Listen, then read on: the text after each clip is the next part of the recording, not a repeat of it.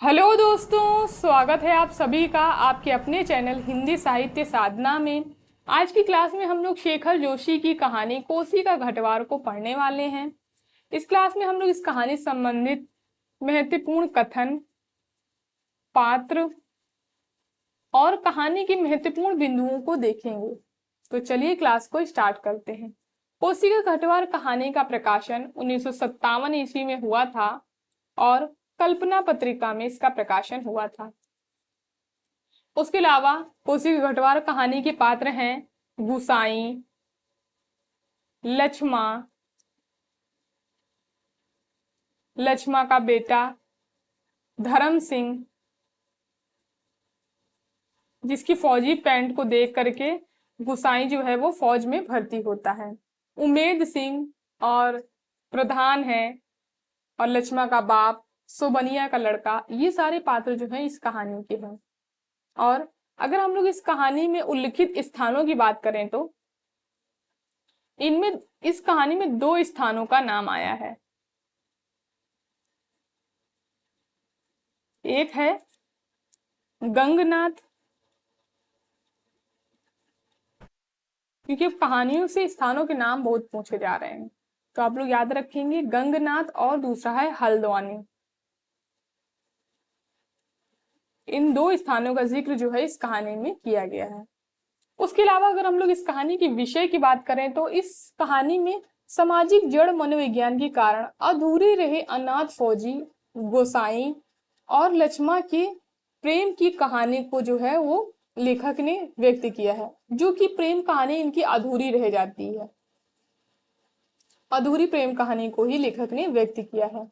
इसमें पहाड़ों का परिवेश लिया गया है और उसके साथ साथ इसमें सूखे की समस्या का भी जिक्र किया गया है। तो हो सकता है पूछ लिया जाए कि सूखे की समस्या का जिक्र किस कहानी में किया गया है, तो सूखे की समस्या का जिक्र कोसी का घटवार कहानी में किया गया है। उसके अलावा मीहल और दाड़िम के पेड़ों का बार बार उल्लेख किया गया है।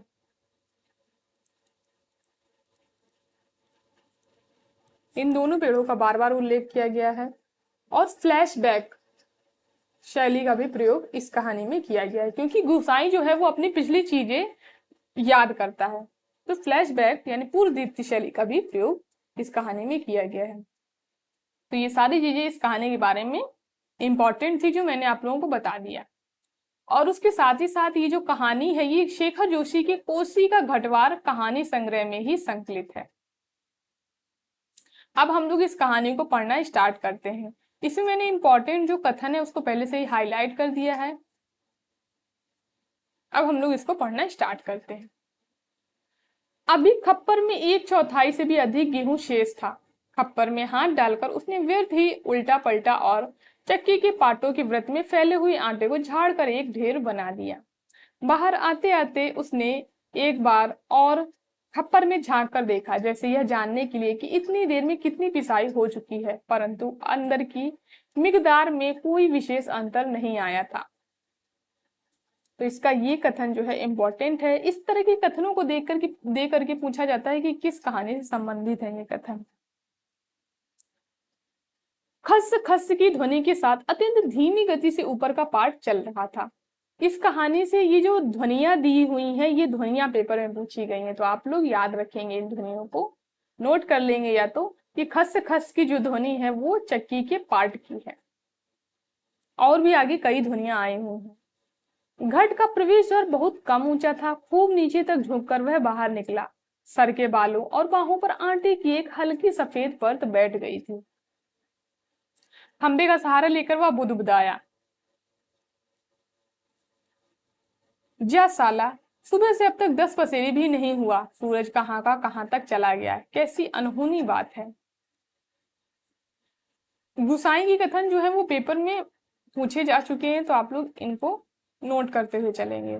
बात अनहोनी तो है ही। जेठ बीत रहा है, आकाश में कहीं बादलों का नाम निशान ही नहीं। अन्य वर्षों अब तक लोगों की धान रोपाई पूरी हो जाती थी, पर इस साल नदी नाले सब सूखे पड़े हैं। खेतों की सिंचाई तो दरकिनार, बीज की क्यारियां सूखी जा रही, यानी वर्षा नहीं हो रही है। छोटे नाले गूलों के किनारे जो घट महीनों से बंद है। यानी छोटे नाले और गूलों के किनारे जो घट हैं यानी चक्कियां हैं वो महीनों से बंद पड़ी हैं। कोसी के किनारे है गुसाई का यह घट, पर इसकी भी चाल ऐसी है जैसे लद्दू घोड़े को भी मात देती है। कोसी नदी के किनारे गुसाई का ये घट है। चक्की के निचले खंड में छिछर छिछर की आवाज के साथ पानी को काटती हुई मथानी चल रही है। अब यहाँ पर ये मथाने की आवाज दी हुई है, छिछर छिछर। कितनी धीमी आवाज। अच्छे खाते पीते ग्वालों के घर में दही की मथानी इससे ज्यादा शोर करती है। इसी मथानी का वह शोर होता था कि आदमी को अपनी बात नहीं सुनाई देती थी, और अब तो भले नदी पार कोई बोले तो बात यहाँ तक सुनाई दे जाए। यानी तो कह रहा है कि उसकी उसमें जो मथानी लगी है वो इस तरीके से चल रही है कि पहले पहले जैसे चलती थी कि लोगों को बात वहां बात करते थे पास में ही सुनाई नहीं देता था, लेकिन अब बाहर दूर लोग बात करते हैं वो भी सुनाई देती है क्योंकि वो बहुत धीमी गति से चल रही है। और कह रहा गोसाई कि इससे ज्यादा तेज तो, यानी लेखक कह रहे हैं कि इससे ज्यादा तेज तो जो खाते पीते ग्वाले होते हैं उनके घरों में मथानी, इससे ज्यादा तेज आवाज आती है मथानी की। यानी वो बहुत तेज, बहुत ज्यादा तेज आवाज करती है। छप छप छप। पुरानी फौजी पैंट को घुटनों तक मोड़कर गुसाई पानी की गूल के अंदर चलने लगा। कहीं कोई सुराख निकास हो तो बंद कर दे, एक बूंद पानी भी बाहर न जाए। बूंद बूंद की कीमत है इन दिनों। प्राय आधा फलांग चलकर वह बांध पर पहुंचा। नदी की पूरी चौड़ाई को घेर कर पानी का बहाव घट की गूल की ओर मोड़ दिया गया था। किनारे की मिट्टी घास लेकर उसने बांध में एक दो स्थान पर निकास बंद किया, यानी जहां से निकास खुल गया था वहां का निकास जो है उसने बंद कर दिया, और फिर गूल के किनारे किनारे चलकर घट पर आ गया। अंदर जाकर उसने फिर पाटों की व्रत में फैले हुए आटे को बुहार कर ढेरी में मिला दिया। कप्पर में अभी थोड़ा बहुत गेहूं शेष था, वह उठकर बाहर आ गया। दूर रास्ते पर एक आदमी सर पर पिसान रखे उसकी ओर जा रहा था। गुसाई ने उसकी सुविधा का ख्याल कर वहीं से आवाज दे दी, है हो यहाँ लंबर देर में आएगा, 2 दिन का पिसान अभी जमा है, ऊपर उमेद सिंह के घट में देख लो। यानी उमेद सिंह भी जो है वो भी इसी गुसाई के तरीके ही एक चक्की वाला है। तो वो कह रहा है कि उसके घट में जाकर देख लो, यहाँ पर 2 दिन का आटा गेहूं जो है वो अभी जमा है। उस व्यक्ति ने मुड़ने से पहले एक बार और प्रयत्न किया। खूब ऊंचे स्वर में पुकार कर वह बोला, जरूरी है जी, पहले हमारा लंबर नहीं लगा दोगे? गुसाई होठों ही होठों में मुस्कुराया। साला कैसे चीखता है, जैसे घट की आवाज इतनी तेज हो कि मैं सुन ना सकूं। कुछ कम ऊंची आवाज में उसने हाथ हिलाकर उत्तर दे दिया, यहाँ जरूरी का भी बाप रखा है जी, तुम ऊपर चले जाओ। वह आदमी लौट गया। महल की छांव में बैठकर गुसाई ने लकड़ी के जलते कुंदे को खोद कर चिलम सुलगाई और गुड़ गुड़ करता हुआ धुआं उड़ाता रहा। तो ये चिलम की ध्वनि है।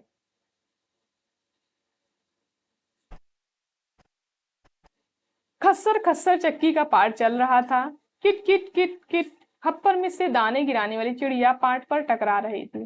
तो दाने गिराने वाली चिड़िया की आवाज है ये, किट किट किट किट। खस्सर खस्सर चक्की का पाट। छिछर छिछर की आवाज के साथ मथानी पानी को काट रही थी और कहीं कोई आवाज नहीं थी।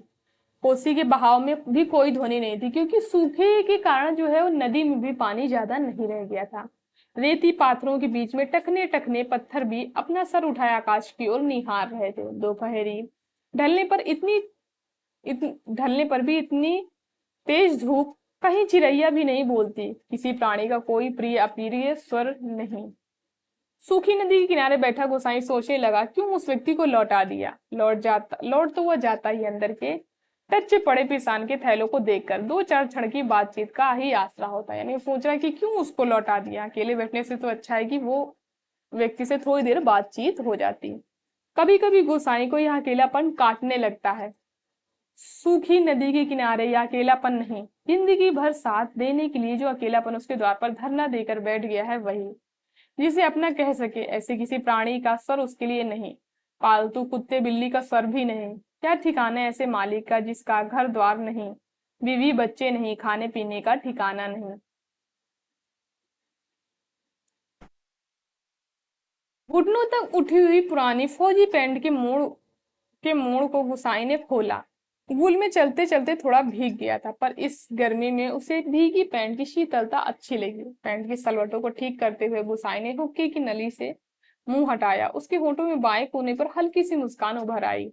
बीती बातें याद कर गुसाई सोचने लगा, इसी पैंट की बदौलत यह अकेलापन उसे मिला है। नहीं, याद करने को मन नहीं करता, क्योंकि इसी पैंट को देख करके उसने फौजी में वो भर्ती हुआ था, जिसके कारण लक्ष्मा कबाब जो है वो मना कर देता है शादी करने से। पुरानी, बहुत पुरानी बातें वह भूल गया है, पर हवलदार साहब की पैंट की बात उसे नहीं भूलती। ऐसी ही फौजी पैंट पहनकर हवलदार धर्म सिंह आया था, लॉन्ड्री की धुली नोकदार क्रीज वाली पैंट। वैसी ही पैंट पहनने की महत्वाकांक्षा लेकर गोसाई फौज में गया था, पर फौज से लौटा तो पैंट के साथ साथ जिंदगी का अकेलापन भी उसके साथ आ गया। पैंट के साथ और भी कितनी स्मृतियां संबद्ध हैं। उस बार की छुट्टियों की बात, कौन सा महीना, हाँ बैसाख ही था। अब पुरानी बात को गोसाई जो है वो याद कर रहा है। सर पर क्रॉस फुकरी के क्रेस्ट वाली काली किश्तीनुमा टोपी को तिरछा रखकर फौजी वर्दी, वह पहली बार एनुअल लीव पर घर आया तो चीड़वन की तरह आग जो है, चीड़वन की आग की तरह जो है खबर इधर उधर फैल गई थी। बूढ़े बच्चे सभी उससे मिलने आए थे। चाचा का गोट एकदम भर गया था, ठसा ठस भर गया था। बिस्तर की नई एकदम साफ जगमग लाल नीली धारियों वाली दरी आंगन में बिछानी पड़ी थी लोगों को बिठाने के लिए। खूब याद है, आंगन का गोबर दरी में लग गया था। बच्चे बूढ़े सभी आए थे, सिर्फ चना गुड़ या हल्द्वानी के तंबाकू का लोभ ही नहीं था। तो इन लोगों ने क्या क्या खिलाया था, चना गुड़ और हल्द्वानी की तंबाकू दी थी। कल के शर्मीले गोसाई को इस नए रूप में देखने का कौतूहल भी था, यानी कि चना गुड़ और हल्द्वानी की तंबाकू के ही शौक में नहीं आए थे वहां पर लोग, वो लोग गुसाई को भी देखने के लिए आए थे। पर गुसाई की आंखें उस भीड़ में जिसे खोज रही थी वह वहां नहीं थी। नाला पार करके अपने गांव से भैंस की कटैया को खोजने के बहाने दूसरे दिन लक्ष्मा आई थी, पर गुसाई उस दिन उससे मिल ना सका। गांव के छोकरे ही गुसाई की जान को बवाल हो गए थे। बुढ़े नरसिंह प्रधान उन दिनों कहते थे कि आजकल गोसाई को देखकर सुबनिया का लड़का भी अपनी फटी घेर की टोपी को तिरछी पहनने लग गया है। तो ये कथन जो है वो नरसिंह प्रधान का कथन है। रात बिल्ली के बच्चों की तरह छोकरे उसके पीछे लगे रहते थे, सिगरेट बीड़ी या गपशप के लोभ में। एक दिन बड़ी मुश्किल से मौका मिला था उसे लक्ष्मा को पात पतेल के लिए जंगल जाते देखकर। वह छोकरों से काकंड के शिकार का बहाना बनाकर अकेले जंगल को चल दिया था। गांव की सीमा से बहुत दूर काफल के पेड़ के नीचे गुसाई के घुटने पर सर रखकर लेटी लक्ष्मा काफल खा रही थी।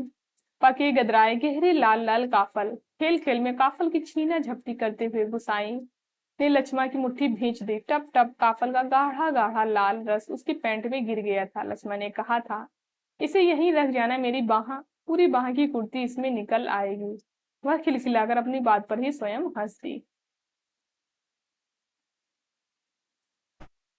गुसाई के कथन तो पेपर में पूछे जा चुके हैं, लक्ष्मा के कथन नहीं पूछे गए, तो हो सकता है ये पूछ लिए जाए, तो इनको आप लोग याद रखेंगे। पुरानी बात, क्या कहा था गुसाई ने, याद नहीं पड़ता, तेरे लिए मखमल की कुर्ती ला दूंगा मेरी सुआ, या कुछ ऐसा ही।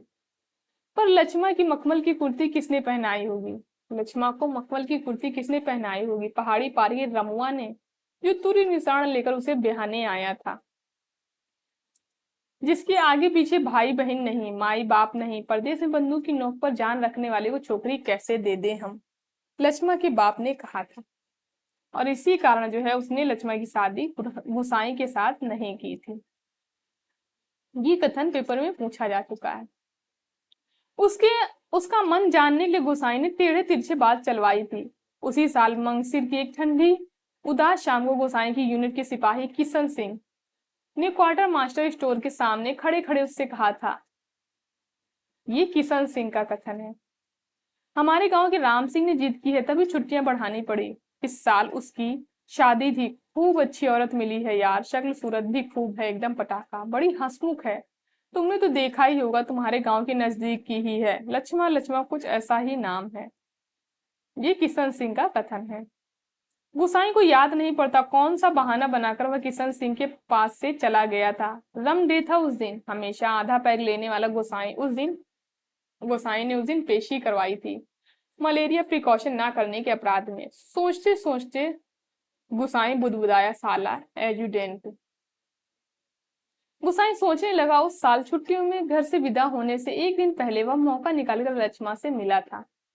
गंगनाथ जी की कसम, गंगनाथ जी की कसम, जैसा तुम कहोगे वैसा मैं करूंगी, आंखों में आंसू भरकर कहा था लक्ष्मा ने।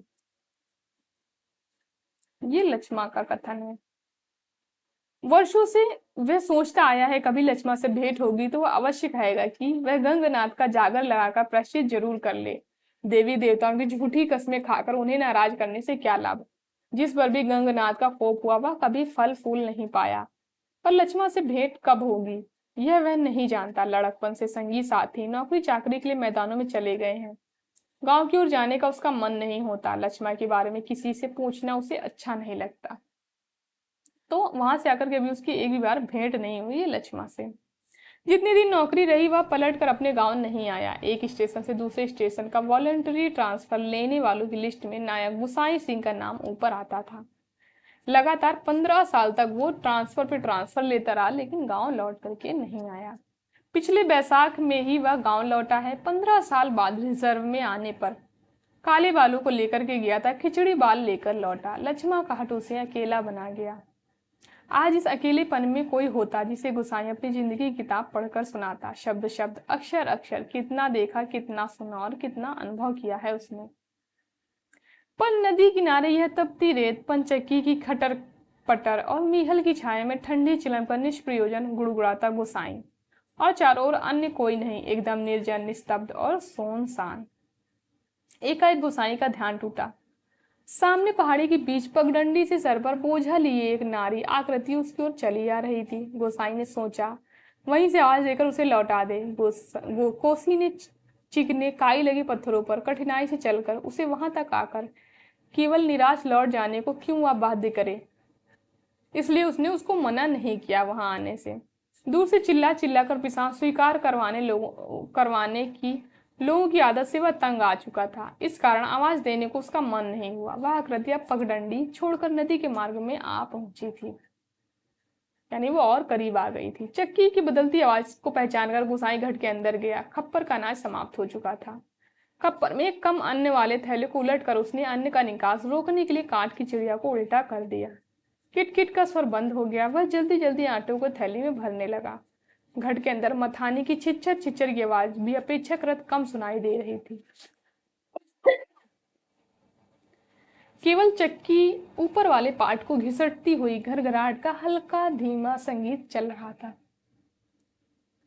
तभी गुसाई ने सुना अपनी पीठ के पीछे घट के द्वार पर इस संगीत से भी मधुर एक नारी का कंठस्वर। कब बारी आएगी जी, रात की रोटी के लिए भी घर में आटा नहीं है। ये लक्ष्मा का कथन है। सर पर पिसान रखे एक स्त्री उससे यह पूछ रही थी। गोसाई को उसका स्वर परिचित लगा। चौंक कर उसने पीछे मुड़कर देखा। कपड़े में पिसान ढीला बंधा होने के कारण बोझ का एक सिरा उसके मुंह के आगे आ गया था, यानी उसका मुंह जो है वो सही तौर पे नहीं दिख रहा था। गुसाई उसे ठीक से नहीं देख पाए, लेकिन तब भी उसका मन जैसे आशंकित हो उठा। अपनी शंका का समाधान करने के लिए वह बाहर आने को मुड़ा, लेकिन तभी फिर अंदर जाकर पिसान के थैले को इधर उधर रखने लगा।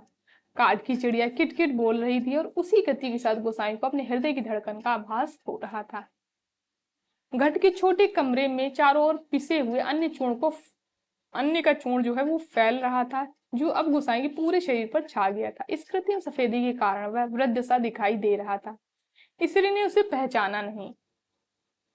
उसने दोबारा वही शब्द दोहराए। वह अब भी तेज धूप में बोझा सर पर रखे गोसाई के उत्तर पाने को आतुर थी, यानी वो सोच रही थी कि अगर इसका कुछ उत्तर मिल जाए, नहीं तो वो दूसरा घट देखे जाके। शायद नकारात्मक उत्तर मिलने पर वह उल्टे पांव लौटकर किसी अन्य चक्की का सहारा लेती।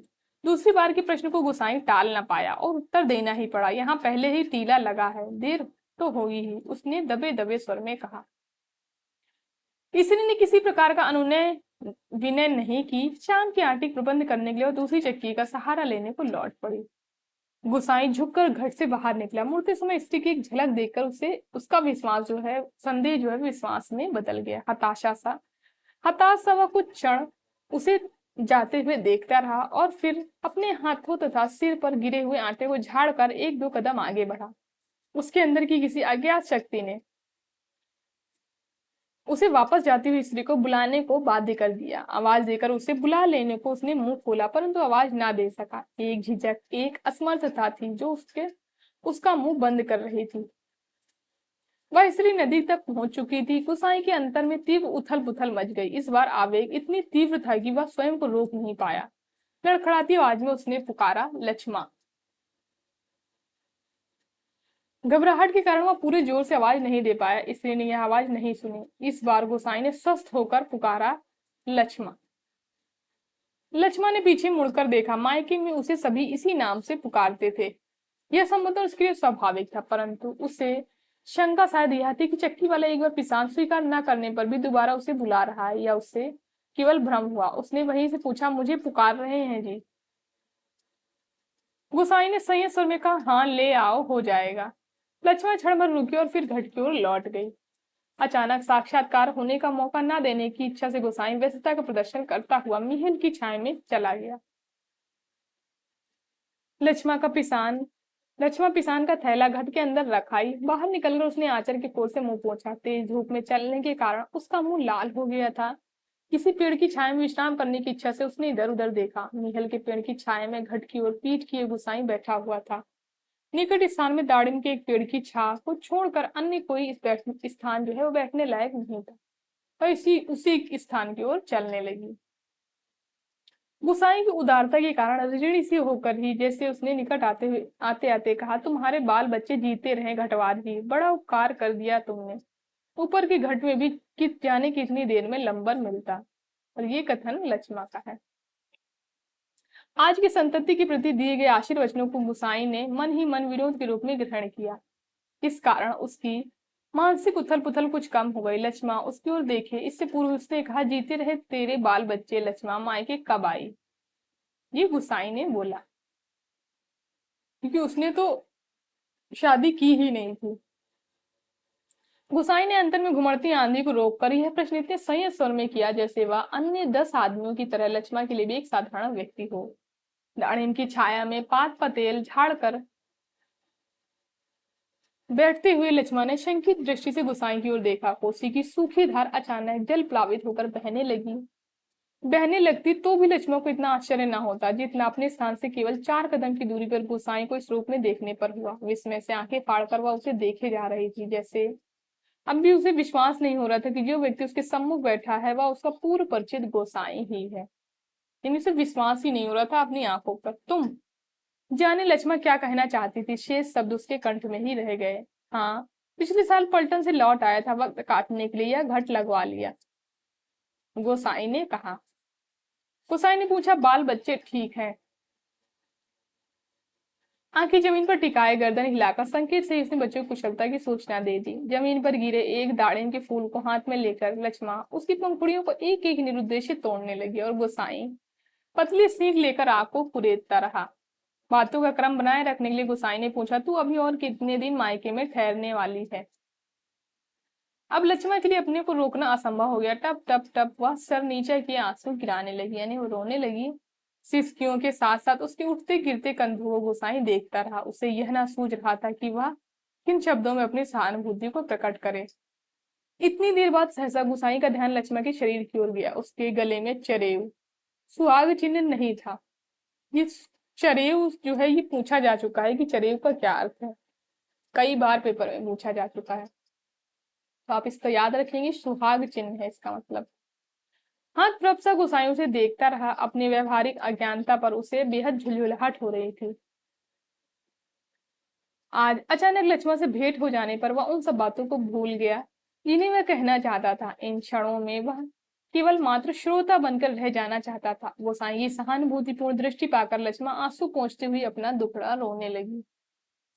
जिसका भगवान नहीं होता उसका कोई नहीं होता। जेठ जेठानी से किसी तरह पिंड छुड़ाकर यहाँ माँ की बीमारी में आई थी, वह भी मुझे छोड़कर चली गई। एक अभागा मुझे रोने के लिए रह गया है, उसी के लिए जीना पड़ रहा है, नहीं तो पेट पर पत्थर बांधकर कहीं डूब मरती, जंजाल कटता।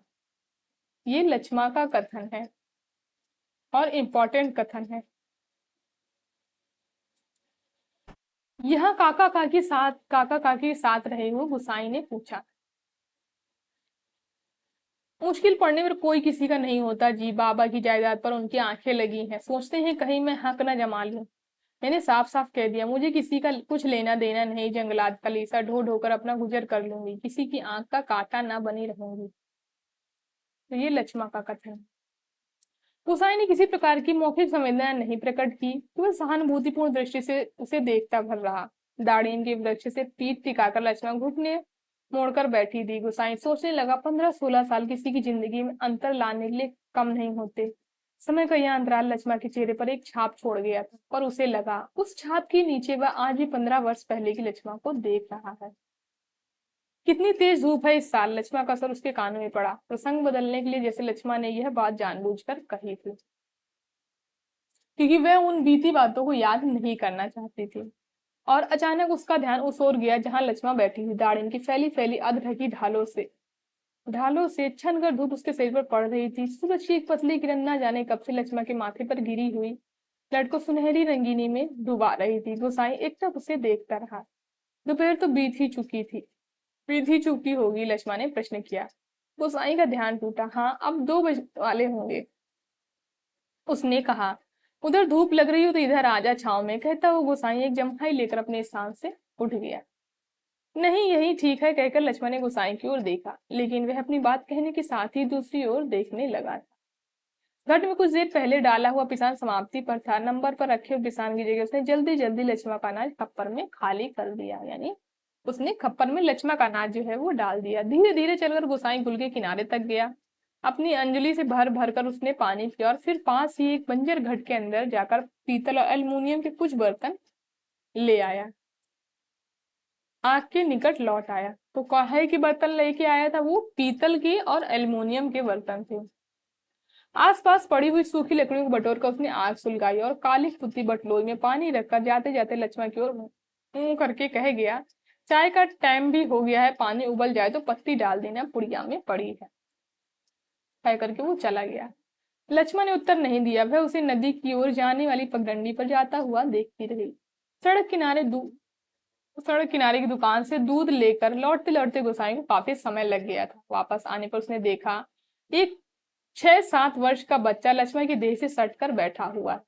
तो लक्ष्मण की बच्चे की उम्र जो है वो 6 से 7 वर्ष है।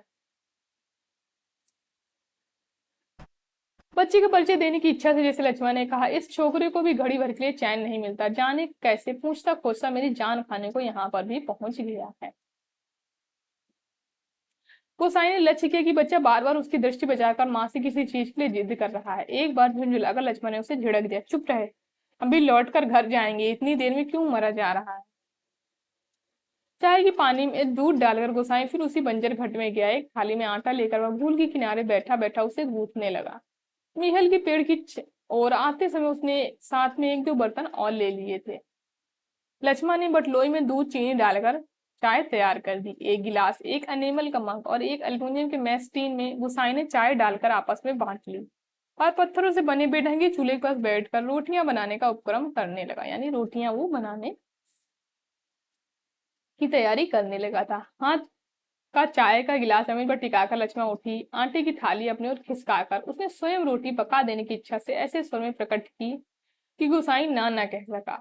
वह खड़ा खड़ा उसे रोटी पकाते देखता रहा। गोल गोल डिबिया सरीखी रोटियां चूल्हे में खिलने लगी।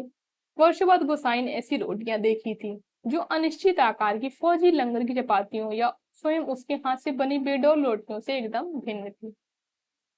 आटे की लोई बनाते समय लक्ष्मण के छोटे छोटे हाथ बड़ी तेजी से घूम रहे थे। कलाई में पहने हुए चांदी के कड़े जब आपस में टकरा जाते तो खन्ने खन्ने का एक अत्यंत मधुर स्वर निकलता। चक्की के पाट पर टकराने वाली काठ की चिड़ियों का स्वर कितना नीरस हो सकता है, यह गोसाई ने आज पहली बार अनुभव किया था।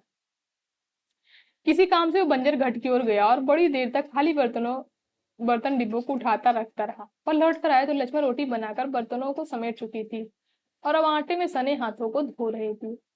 गोसाई ने बच्चे की ओर देखा। वह दोनों हाथों में चाय का मग थामे टकटकी लगाकर गोसाई को देखे जा रहा था। लक्ष्मण ने आग्रह के स्वर में कहा, चाय के साथ खानी हो तो खा लो, फिर ठंडी हो जाएंगी। मैं तो अपने टाइम से ही खाऊंगा, या तो बच्चे के लिए। स्पष्ट कहने में उसे झिझक महसूस हो रही थी, जैसे बच्चे के संबंध में चिंतित होने की चेष्टा अनधिकार हो। ना ना जी, वह तो अभी घर से खाकर ही आ रहा है, मैं रोटी बनाकर रखाई थी। अत्यंत संकोच के साथ लक्ष्मण ने आपत्ति प्रकट कर दी। यूं ही कहती है, कहाँ रखी थी रोटियां घर में? बच्चे ने रुआसी आवाज में वास्तविक व्यक्ति की बातें सुन रहा था, और रोटियों को देखकर उसका संयम जो है वो ढीला पड़ गया, और उसने कह दिया कि यूं ही कह रही, कहाँ रोटियां रखी थी घर में? चुप! आंखें तरेर कर लक्ष्मण ने उसे डांट दिया। बच्चे के इस कथन से उसकी स्थिति हास्यास्पद हो गई। इस कारण लज्जा से उसका मुंह आरक्त हो गया। बच्चा है, भूख लग आई होगी, डांटने से क्या फायदा, गोसाई ने कहा। गोसाई ने बच्चे का पक्ष लेकर दो रोटियां उसकी ओर बढ़ा दी, परंतु मां की अनुमति के बिना उसे स्वीकारने का साहस बच्चे में नहीं हो रहा था। वह ललचाई दृष्टि से कभी रोटियों की ओर कभी मां की ओर देख लेता था। गोसाई के बार बार आग्रह करने पर बच्चा रोटियां लेने में संकोच करता रहा। तो लक्ष्मण ने उसको झिड़क दिया, मर, अब ले, क्यों नहीं लेता? जहां जाएगा अपने लक्षण दिखाएगा। वो उसको डांटने लगी। इससे पहले कि बच्चा रोना शुरू कर दे, गोसाई ने रोटी के ऊपर एक गुड़ का टुकड़ा रखकर बच्चे के हाथों में दिया। भरी भरी आंखों से इस अनोखे मित्र को देखकर बच्चा चुपचाप रोटी खाने लगा, और गोसाई की कौतुकपूर्ण दृष्टि से उसके हिलते होंठों को गोसाई जो है वो कौतुकपूर्ण दृष्टि से उसके हिलते होंठों को देखता था। इस छोटे से प्रसंग के कारण वातावरण में एक तनाव सा आ गया था, जिसे गोसाई और लक्ष्मण दोनों ही अनुभव कर रहे थे। स्वयं भी एक रोटी को चाय में डुबाकर खाते खाते गोसाई जैसे इस तनाव को कम करने की कोशिश में मुस्कुराकर कहा, लोग ठीक ही कहते हैं, औरत के हाथ की बनी रोटियों में स्वाद ही दूसरा होता है। लक्ष्मण ने करुण दृष्टि से उसकी ओर देखा। गोसाई हो होकर खोखली हंसी हंस रहा था। कुछ साग सब्जी होती तो बेचारा एक आध रोटी और खा लेता। गोसाई ने बच्ची की ओर देखकर अपनी विवशता प्रकट की। ऐसे ही खाने पीने वाले की तकदीर लेकर पैदा हुआ होता तो मेरे भाग क्यों पड़ता, लक्ष्मण ने कहा। 2 दिन से घर में तेल नमक नहीं है, आज थोड़े पैसे मिले हैं, आज ले जाऊंगी कुछ सौदा। हाथ से अपनी जेब टटोलते हुए गोसाई ने संकोचपूर्ण स्वर में कहा, लक्ष्मण। लक्ष्मण ने जिज्ञासा से उसकी ओर देखा। गोसाई ने जेब से एक नोट निकालकर उसकी ओर बढ़ाते हुए कहा, ले, काम चलाने के लिए यह रख ले, मेरे पास अभी और है, परसों दफ्तर से मनी ऑर्डर आया था। नहीं नहीं जी, काम तो चल ही रहा है, मैं इस मतलब से थोड़ी ही कह रही थी, यह तो बात चली थी तो मैंने कहा। कहकर लक्ष्मण ने सहायता लेने से इनकार कर दिया। नहीं, वो सहायता नहीं लेना चाहती थी किसी से भी। गोसाई ने लक्ष्मण का गोसाई को लक्ष्मण का व्यवहार अच्छा नहीं लगा। रूखी आवाज में वह बोला, दुख तकलीफ के वक्त ही आदमी आदमी के काम नहीं आए तो बेकार है साला। कितना कमाया कितना फूका हमने इस जिंदगी में, कोई हिसाब, पर क्या फायदा, किसी के काम नहीं आया। इसमें एहसान की क्या बात है, पैसा तो मिट्टी है साला, किसी के काम नहीं आया तो मिट्टी है, एकदम मिट्टी। परंतु गोसाई के इस तर्क के बावजूद भी लक्ष्मण अड़ी रही। बच्ची के सर पर हाथ फेरते हुए दार्शनिक गंभीरता से कहा, गंगनाथ दहीने रहे तो भले भले बुरे दिन निभ ही जाते हैं जी, पेट का क्या है, खटके घप्पर की तरह जितना डालो कम हो जाए। अपने पराये प्रेम से हंस बोल दे तो वह बहुत है दिन काटने के लिए जी, लक्ष्मण ने कहा। गोसाई ने गौर से लक्ष्मण की ओर देखा। वर्षों पहले उठे हुए ज्वार और तूफान का वहां कोई शेष चिन्ह नहीं था। अब सागर जैसे सीमाओं में बंधकर शांत हो चुका था। रुपया लेने के लिए लक्ष्मण से अधिक आग्रह करने का उसे साहस नहीं हुआ, पर गहरे असंतोष के कारण बुझा बुझा सवा धीमी चाल से चलकर वहां से हट गया। सहसा उसकी चाल तेज हो गई और घट के अंदर जाकर उसने एक बार शंकित दृष्टि से बाहर की ओर देखा। लक्ष्मण उस ओर पीठ किए बैठी थी और उसने जल्दी जल्दी अपनी निजी आटे की टीन से 2-2.5 सेर के करीब आटा निकालकर लक्ष्मण के आटे में मिला दिया, और संतोष की एक सांस लेकर वह हाथ झाड़ता हुआ बाहर आकर बांध की ओर देखने लगा। ऊपर बांध पर किसी को घूमते देखकर उसने हाँक दी। शायद खेत की सिंचाई के लिए कोई पानी तोड़ना चाहता था। बांध की ओर जाने से पहले वह एक बार लक्ष्मण के निकट गया। किसान पिस जाने की सूचना उसे वापस लौटते हुए फिर झिझक कर खड़ा हो गया। मन की बात कहने में जैसे उसे झिझक हो रही थी। अटक अटक कर वह बोला, लक्ष्मण। लक्ष्मण ने सिर उठाकर उसकी ओर देखा। गोसाई को चुपचाप अपनी ओर देखते हुए पाकर उसे संकोच होने लगा। वह न जाने क्या कहना चाहता था। इस बात की आशंका से उसके मुंह का रंग अचानक फीका होने लगा, पर गोसाई ने झिझकते हुए केवल इतना ही कहा कि कभी 4 पैसे जुड़ जाए तो गंगनाथ का जागर लगाकर भूल चूक की माफी मांग लेना। खुद परिवार वालों को देवी देवता के कोप से बचा रहना चाहिए, ये गोसाई ने लक्ष्मण से कहा। लक्ष्मण की बात सुनने के लिए वह वहां नहीं रुका। पानी तोड़ने वाले खेतिहर से झगड़ा निपटाकर कुछ देर बाद लौटते हुए उसने देखा, सामने वाले पहाड़ की पगडंडी पर सर पर आटा लिए लक्ष्मा अपने बच्चे के साथ धीरे धीरे चली जा रही थी। वह उन्हें पहाड़ी के मोड़ तक पहुंचने तक टकटकी बांधे देखता रहा। घट के अंदर काठ की चिड़िया अब भी किटकिट की आवाज कर रही थी। चक्की पर पाट का खिस्सर खिस्सर चल रहा था और मथाने की पानी काटने की आवाज आ रही थी, और कहीं कोई स्वर नहीं, सब सुनसान निस्तब्ध। और यहीं से ये कहानी जो है वो समाप्त हो जाती है। आप लोग इस कहानी को मेरे टेलीग्राम चैनल हिंदी साहित्य साधना पर जाकर पढ़ सकते हैं। वहां पर आपको इसकी पीडीएफ मिल जाएगी। तो आप लोग इसको कमेंट करके जरूर बताइएगा आप लोगों को ये क्लास कैसी लगी। धन्यवाद दोस्तों इस क्लास को लास्ट तक देखने के लिए। क्लास पसंद आई हो तो लाइक करिए, शेयर करिए एंड हमारे चैनल को सब्सक्राइब करिए।